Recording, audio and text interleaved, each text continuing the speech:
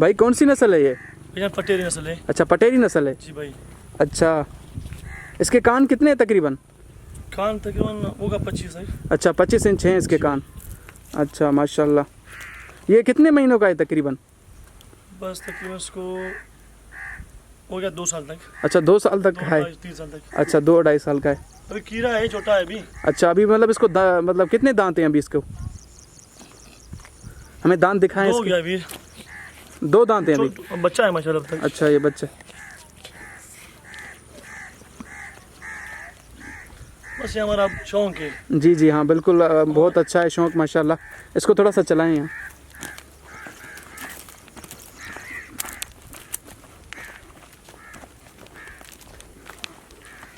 भाई ये कितने में बेच रहे हैं आप?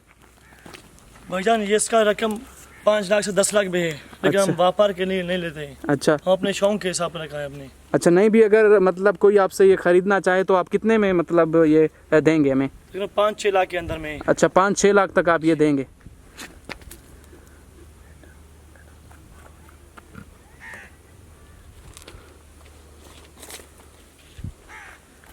दोस्तों आप ये देख रहे हैं तकरीबन 5-6 लाख का यहाँ पर पटेरी गोट का जो है वो पटेरी नस्ल का यहाँ पर एक मेल है। और ये आप देख सकते हैं ये अभी तक खीरा है और इसको अभी 2 दांत आए हुए हैं।